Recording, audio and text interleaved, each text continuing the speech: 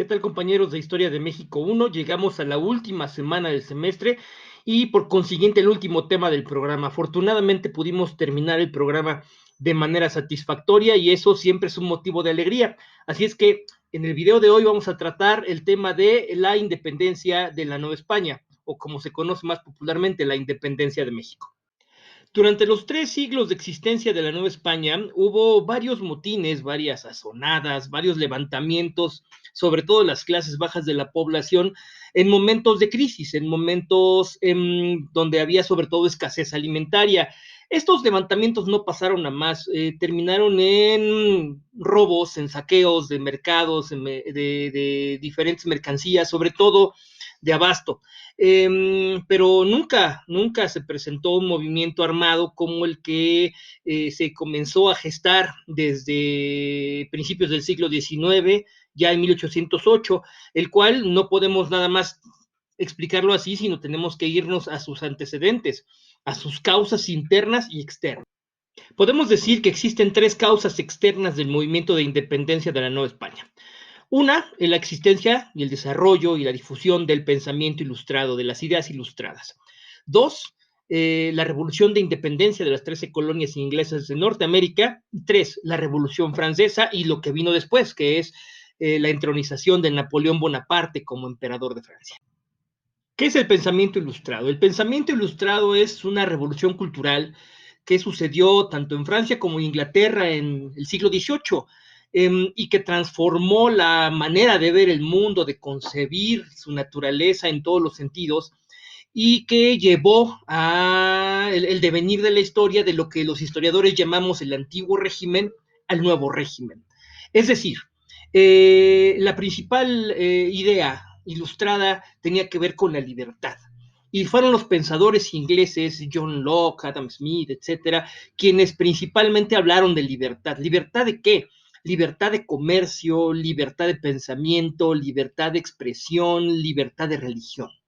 Esto antes del pensamiento ilustrado no era posible, no era concebible, ¿verdad? Había un orden mundial, un orden estamental, un orden muy rígido que no permitía estas libertades.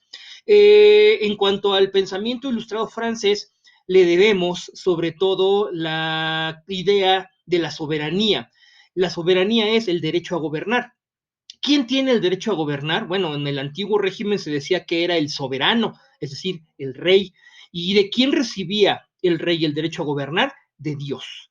Entonces, el rey gobernaba porque Dios le daba la potestad de gobernar. Por lo tanto, si tú estabas en contra del rey, en realidad estabas en contra de Dios. Las ideas ilustradas lo que van a aportar es que el derecho a gobernar, es decir, la soberanía, no radica en el soberano porque Dios se la otorgó. La soberanía radica en el pueblo y el pueblo le otorga la soberanía, le otorga el derecho a gobernar al monarca o a cualquier gobernante que el pueblo decida. Si el gobernante no está en condiciones de gobernar, el pueblo puede retirarle la soberanía y puede decidir quién lo va a gobernar. Esto es una idea revolucionaria, y que va a impactar directamente en lo que sucederá después en las otras 2 causas externas.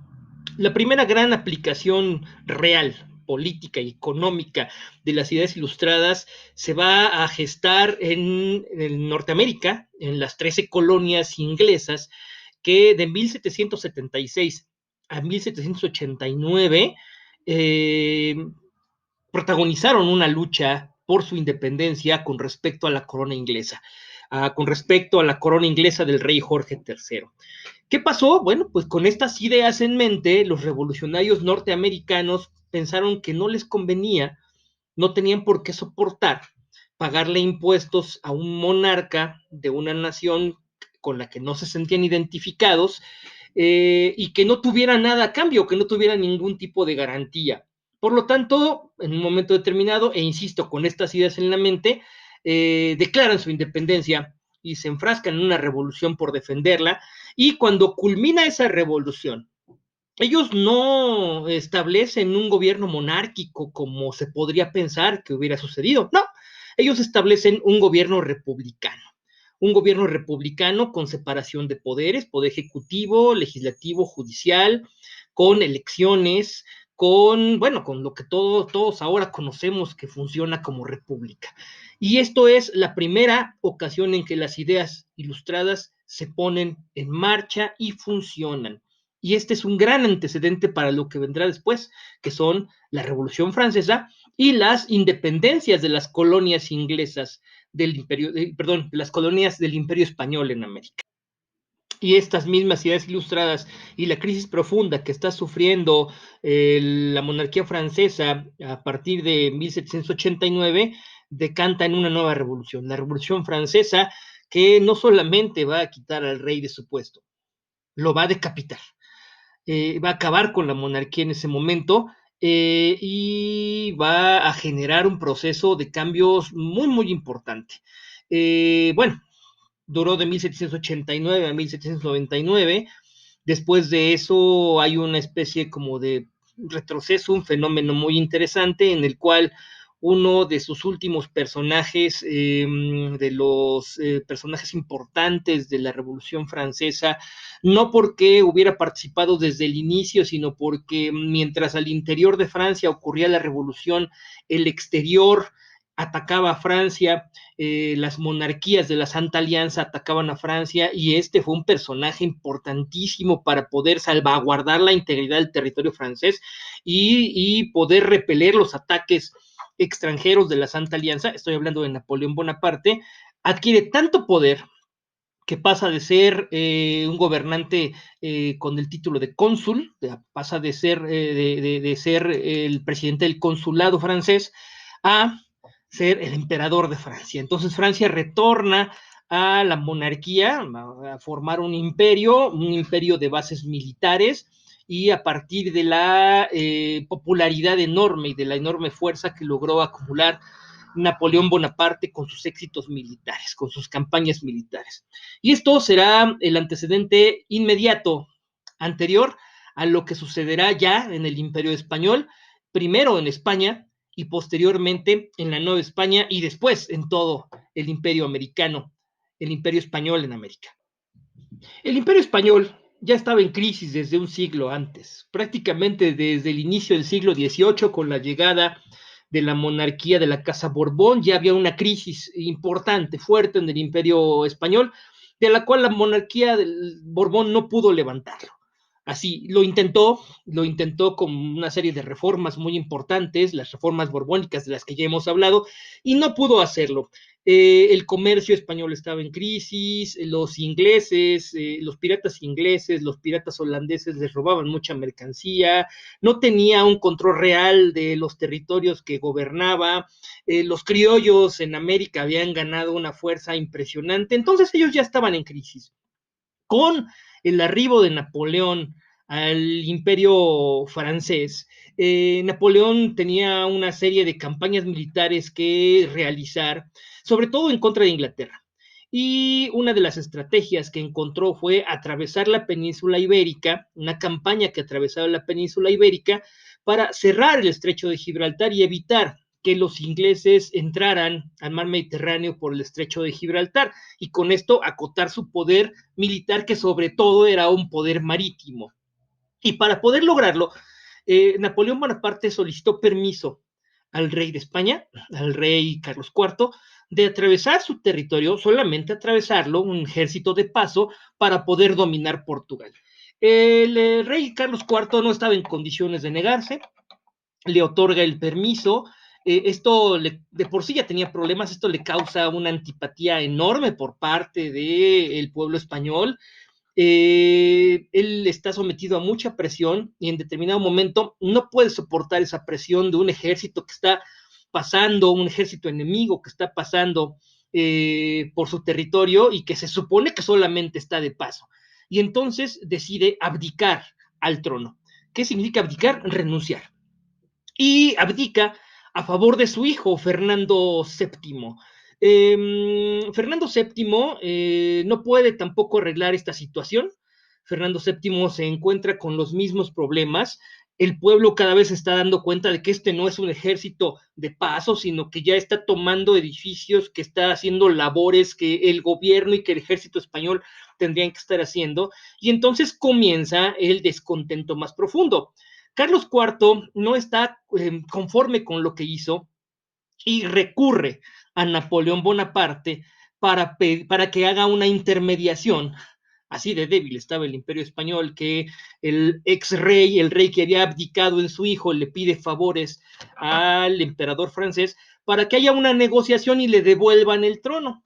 Napoleón Bonaparte se da cuenta entonces que puede controlar perfectamente bien a la monarquía española, los cita en una fortaleza que se encuentra en una ciudad que se llama Bayonne, o Bayona en español que está en la frontera entre Francia y España, y primero le exige a Fernando VII que le devuelva el trono a su padre, Fernando VII se lo devuelve, y una vez que lo tiene, el padre le exige a Carlos IV que lo deje, que abdique nuevamente a favor de Napoleón Bonaparte. Y Napoleón lo que hace es delegar esa corona a favor de su hermano, de José Bonaparte, el cual recibe el nombre de José I y se convertirá a partir de ese momento, a través de esta negociación en Bayona, en el nuevo rey de España.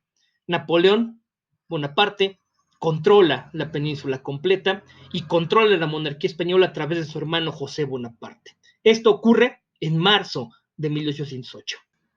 Durante el mes de abril de 1808, el pueblo español se comienza a dar cuenta de que básicamente está gobernado ya por otro monarca, corre la noticia y además corre el rumor de que los reyes españoles, Carlos IV y Fernando VII, fueron obligados, que estaban encarcelados en Bayona y que fueron obligados a dejarle el trono a Napoleón para que éste se lo dejara a José Bonaparte. Entonces, aunque muchos en el pueblo se unieron al gobierno, lo aceptaron de buen grado o más o menos de buen grado, muchos otros no lo hicieron, se inconformaron, creían que era un gobierno ilegítimo y que había entrado a gobernar a la fuerza.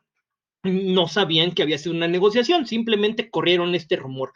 Y entonces, el 2 de mayo de 1808, hay un levantamiento armado popular en España. El levantamiento armado es controlado ese mismo día, no dura más. El día 3 de mayo, al día siguiente, ya había fusilamientos en varias plazas públicas españolas de los rebeldes. El gobierno francés controló rápidamente este levantamiento, pero esto fue, digamos, la gota que derramó el vaso, porque entonces los liberales españoles declararon abiertamente su inconformidad contra el gobierno usurpador, contra el gobierno de José Bonaparte, y comenzó, junto con estas ideas ilustradas que ya les mencioné, que si no existe un monarca legítimo o no existe un monarca que el pueblo acepte, el pueblo puede reunirse y establecer un nuevo gobierno. Y entonces comienzan a convocarse juntas generales de gobierno en diferentes poblaciones, se arma una junta general y se convoca a cortes. ¿Qué son las cortes? Pues como si fuera el poder legislativo, el pueblo decidiendo con sus representantes quién los va a gobernar porque no aceptan el gobierno de José Bonaparte. Y esto es la consecuencia inmediata posterior a todo este proceso que les estoy diciendo. En España se forman cortes y estas cortes van van a promulgar una constitución a mediano plazo. Pero bueno, vamos a ver qué problemas tuvieron esas cortes. Esas cortes tuvieron, para empezar, un problema inicial. ¿Cómo vamos a llamar diputados a cortes? ¿No? Había dos tendencias. La tendencia tradicionalista decía, bueno, pues como siempre se ha hecho en las monarquías, por estamentos, es decir, que haya el voto del estamento noble, el voto del estamento, digamos, del clero y el voto del estamento popular o la clase llana. Pero estaban los liberales que decían, no, cada miembro de la corte, cada miembro de ese congreso que va en representación del pueblo, tiene un voto. Todos somos iguales en una corte en donde se va a decidir el futuro de una nación. Y entonces el problema era, bueno, está bien, si todos somos iguales, vamos a convocar diputados.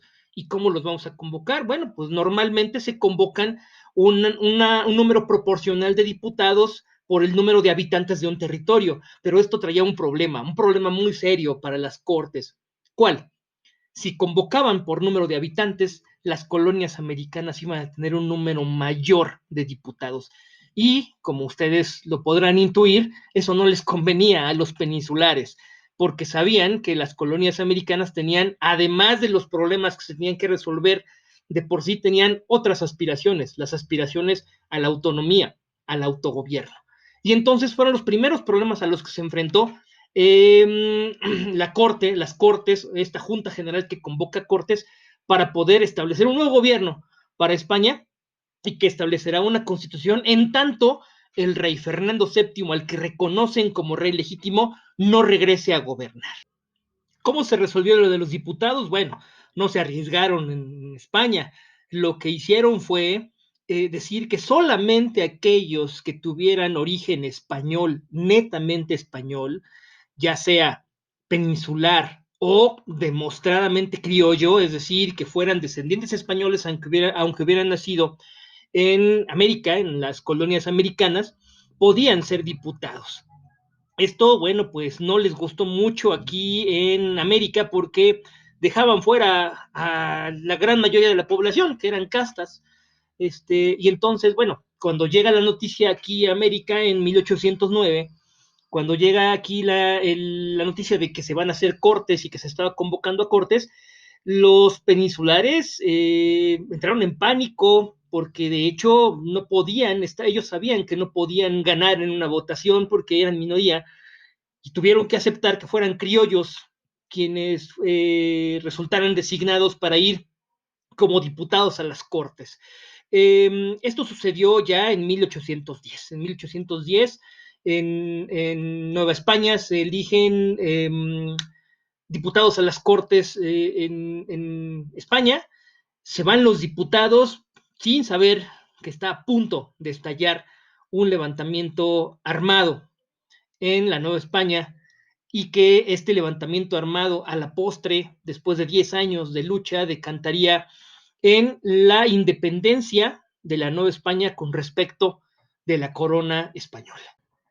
Pero me regreso un poquito, porque estoy hablando de lo que estaba sucediendo en Europa, sobre todo, lo que estaba sucediendo en la península ibérica, pero no dije lo que estaba sucediendo aquí en la Nueva España. Ya habíamos comentado en videos anteriores que los criollos ya tenían una idea de autonomía, ellos ya manejaban las ideas ilustradas, ya habían conocido el concepto de soberanía de las ideas ilustradas, estaban muy bien educados la mayoría por los jesuitas, que después, como ustedes ya saben, fueron expulsados de las posesiones del Imperio Español por la decisión de la corona de los Borbones. Y bueno, los criollos lo que querían era que los dejaran autogobernarse. Ellos no estaban buscando separarse de España. Ellos querían respetar a la monarquía, pero no les gustaba que la monarquía les impusiera un virrey, que les impusiera ciertas medidas de gobierno que no les favorecían. Lo que ellos querían era que hubiera un gobierno autónomo. Le seguimos rindiendo cuentas a la corona española, pero nosotros nos encargamos del gobierno, del reino, del virreinato de la Nueva España y de los reinos que formaban parte del virreinato. Eso es lo que querían los criollos y no se podía. Y en 1808, cuando se enteran de lo que está sucediendo en España, ven la oportunidad, dicen, es momento de lograr lo que hemos estado buscando.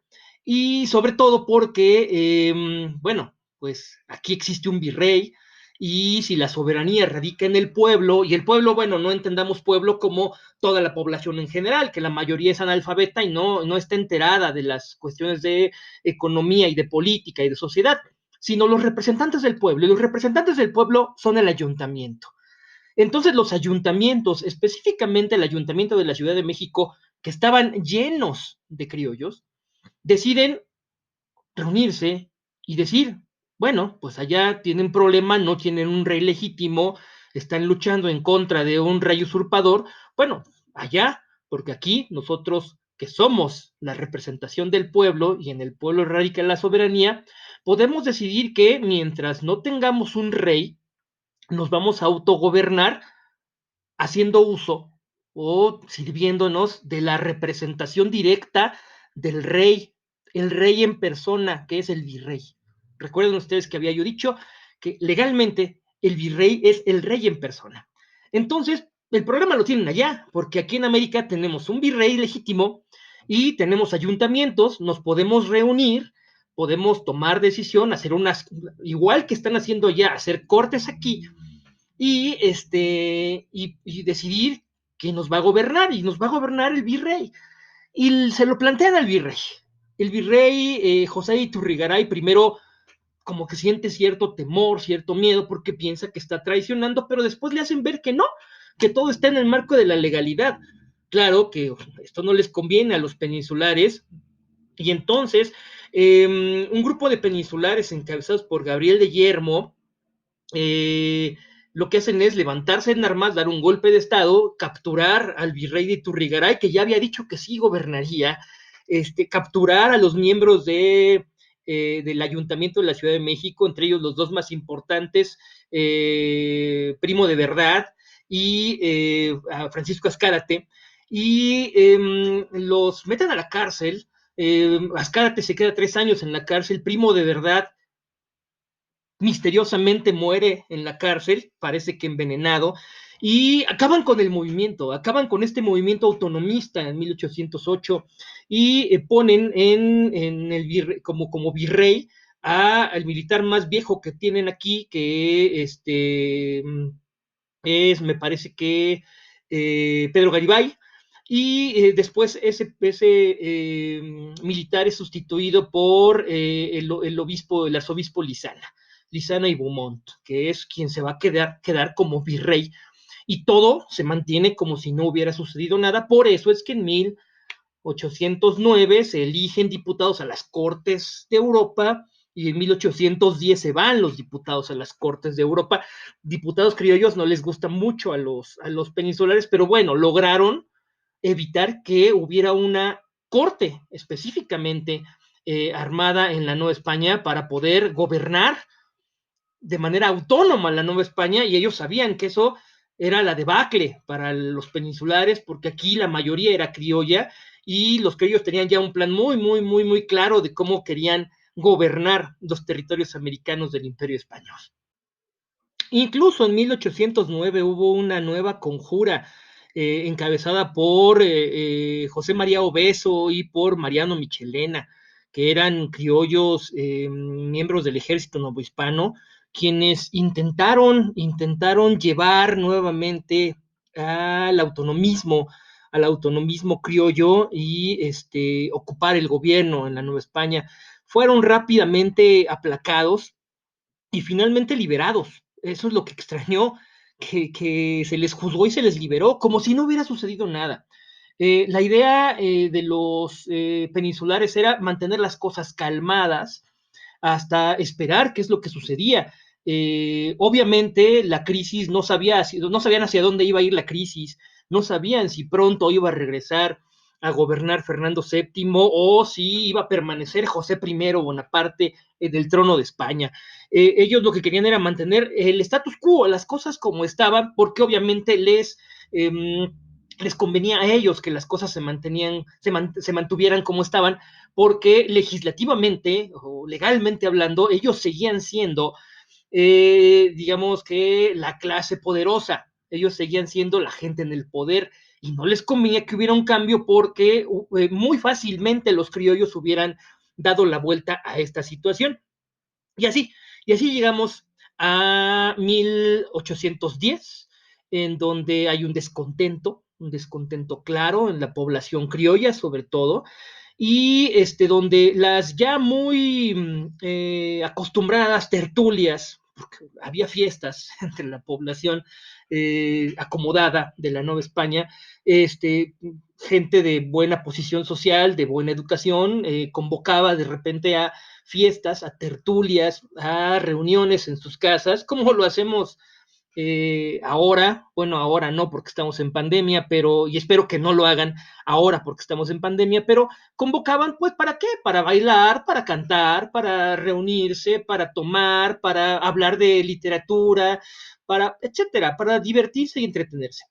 Con todos estos sucesos, estas tertulias se habían ido convirtiendo en espacios en donde se hablaba de política, en donde, como siempre sucede, las personas que sabían más o menos del asunto decían, no, es que lo que se debería de hacer es esto, no, es que si yo estuviera ahí, lo que yo haría sería esto, tomaría tales medidas. Y así sucedió. Una de las tertulias literarias de más tradición en Querétaro era precisamente la encabezada por el corregidor de la ciudad de Querétaro, don Miguel Domínguez, y su esposa, doña Josefa Ortiz. Y esta tertulia reunía a personalidades muy importantes de la política, del ejército, de la economía, comerciantes ricos y de la religión, de la iglesia, en la casa del corregidor. Y pues bueno, en los últimos meses, quizá los últimos 2 años, habían estado leyendo acerca del pensamiento ilustrado, acerca de estas ideas de soberanía, discutiendo sobre política, discutiendo sobre la crisis del Imperio Español, y entonces surgió la idea de hacer un movimiento, un levantamiento, pero no un levantamiento de independencia, que quede bien claro, un levantamiento autonomista. La idea de la tertulia de la ciudad de Querétaro era hacer un levantamiento y tomar el poder para los criollos y para ejercer un gobierno autónomo, mientras regresaba Fernando VII a gobernar en España y obviamente trabajar para que este gobierno autónomo criollo se mantuviera posterior a que eso sucediera, a que Fernando VII regresara y todo se normalizara. Esa era la idea. En ningún momento se habló en ese entonces todavía de independencia. La idea de independencia, de separación por completo de la Nueva España con respecto de España vino tiempo después. Ya lo veremos en el siguiente video, porque ahorita con esto termino este video para que no se haga más largo. Y en el siguiente video voy a abordar las 5 fases o las 5 etapas de la guerra de independencia desde su inicio hasta su consumación. En un momentito sube.